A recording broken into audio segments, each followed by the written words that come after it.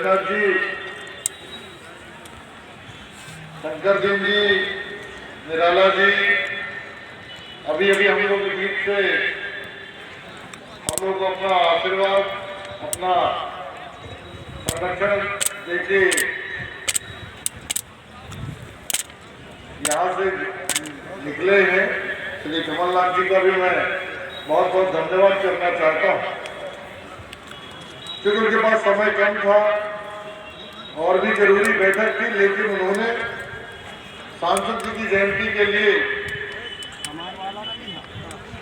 मेरी प्रार्थना, मेरा निवेदन स्वीकारा और उन्होंने मुझसे कहा था कि मैं 1 बजे निकल जाऊंगा, मुझे जल्दी है, लेकिन उसके बाद भी उन्होंने समय दिया और काफी समय दिया इस ठंड के मौसम में। उनका मैं बहुत बहुत आभारी हूँ। साथ ही मंच पर आए हमारे सभी सम्मानित नेतागण, विधायकगण, सभी हमारे ओबीसी महासभा के साथी, सभी मोर्चे, यूथ कांग्रेस, NSCI, महिला कांग्रेस, ओबीसी कांग्रेस, सेवा दल, सभी मोर्चा संगठन के हमारे अध्यक्षगण, उन सब का मैं बहुत बहुत आभारी हूँ, बहुत बहुत धन्यवाद करता हूँ। साथ ही सांसद जी के साथ में संघर्ष करने वाले, सांसद जी के साथ सामाजिक परिवर्तन की लड़ाई लड़ने वाले सभी सम्मानित साथी, सभी सम्मानित बुजुर्ग, अलग अलग जिलों से, चाहे सिगरौली के साथी हो, सीधी के हो, शहडोल उमरिया के हो, कटनी जबलपुर के हो, पन्ना छतरपुर के हो या रीवा इलाहाबाद, यहाँ तक कि ग्वालियर, भिंड, मुरैना, दतिया, भोपाल, इंदौर, उज्जैन, तमाम से जो लोग यहाँ पधारे, जिले जिले, गांव गांव, उन सब का मैं बहुत बहुत धन्यवाद और स्वागत करता हूँ और आभार प्रकट करता हूँ।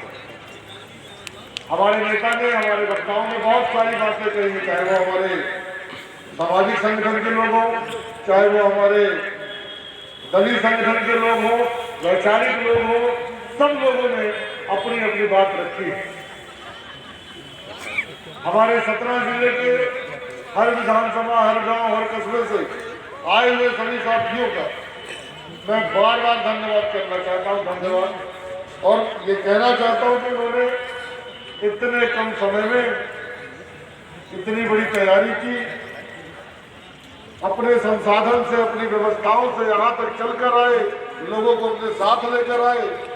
ये मेरे लिए और सांसद जी के लिए जो उनका प्यार है, मैं तो कोशिश करता हूँ लोगों को कि वो सारे लोग आपस में जुड़े रहें, मिलते रहें, आते जाते रहें, क्योंकि सांसद जी के समय से जो 20-30 साल का जो संघर्ष रहा है वो खराब नहीं होना चाहिए। हर साल हम लोग मंच इसीलिए लगाते हैं, कोई चुनाव का मकसद नहीं, कोई वोट का मकसद नहीं। जो सामाजिक चुनौतियां, जो सामाजिक जिम्मेदारियां, उन सब का निराकरण करना, उन सब के लिए तैयार रहना, ये हमारा काम है। उसके लिए मंच लगाना हमारा काम है। सांसद जी ने जो संघर्ष किया है, मुझसे बेहतर आप लोग जानते हैं, मुझसे बेहतर उनके साथ काम करने वाले लोग बता सकते हैं। मैं अपनी तरफ से उन्हें अपनी श्रद्धा सुमन अर्पित करना चाहता हूं इस मंच के माध्यम से, और उनकी विचारधारा को मैं चाहता हूं कि हम सब मिलकर और मजबूती प्रदान करें। सतना तो ठीक है, पूरे प्रदेश में जो उनके चाहने वाले लोग, जो उनकी विचारधारा, पूरे प्रदेश में आज भी लोग अपने आप को कई बार कमजोर महसूस करते हैं, जो हमारे लिए ठीक नहीं।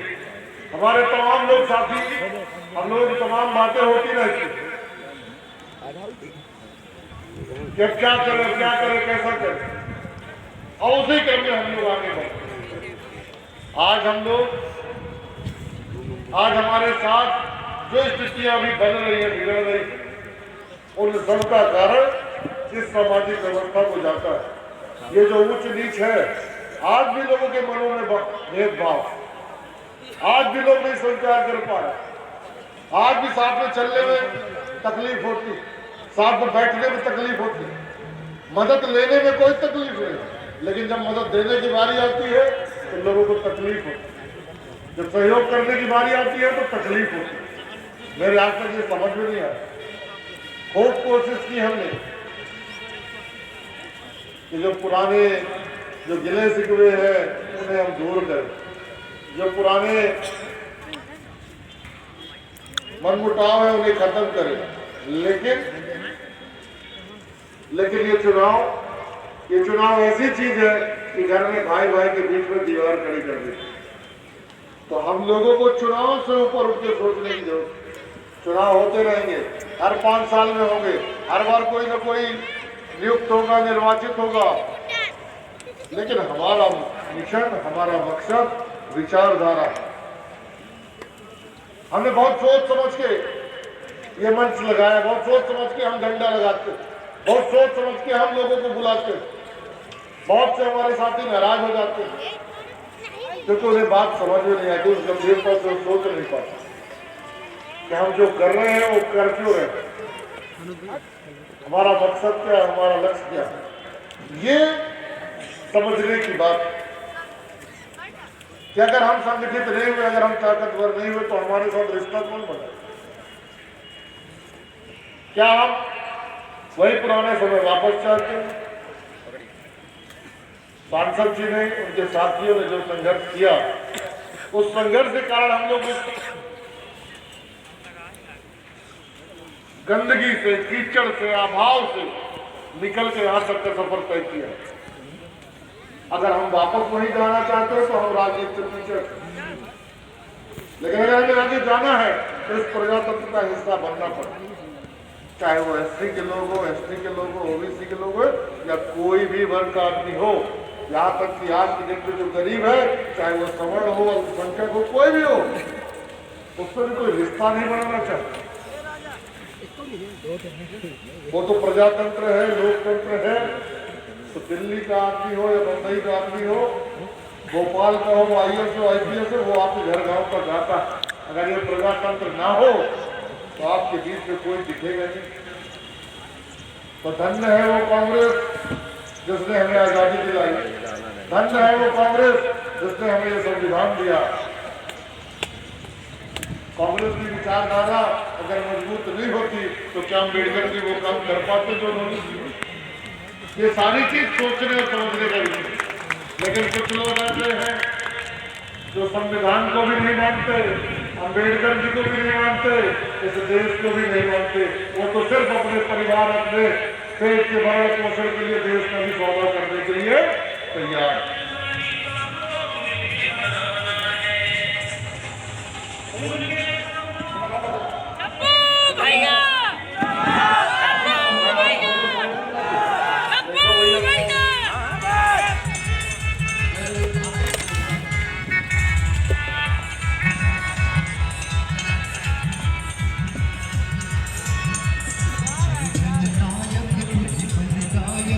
आज ये उत्साह देखकर आप लोगों का सानिध्य में जब मिलता है तो हम लोगों का भी सीना चौड़ा होता है, हिम्मत मजबूत। हम भी लड़ने के लिए और तैयार होते कि हाँ, अब हमें समझौता नहीं करना, अब हमें झुकना नहीं, अब हम तुम्हारे साथ हैं, डब्बू भैया। ये जो मंच है, इसकी जो गरिमा है, एक मर्यादा है, उसको बरकरार रखिए। मैं आपके दोस्त को, आपके उत्साह को मैं सलाम करता हूँ, लेकिन इसकी अपनी मर्यादा बचा कर रखिए, क्योंकि ये एक दिन के लिए नहीं है, ये हमेशा के लिए। अगर आप जितने बड़े मंच लगाओगे इस देश में, उतनी ताकत आपकी होगी। आपको हिम्मत जुटानी पड़ेगी घर से निकलने की, आपको हिम्मत जुटानी पड़ेगी। आप जब चाहोगे, जहां चाहोगे, जैसे चाहोगे, स्थिति आपके पक्ष में होगी। बहुत लोगों ने डराने की कोशिश की, बहुत लोगों ने धमकाने की कोशिश की, लेकिन डरने की जरूरत नहीं, तैयारी करने की जरूरत, चीजों को समझने की जरूरत।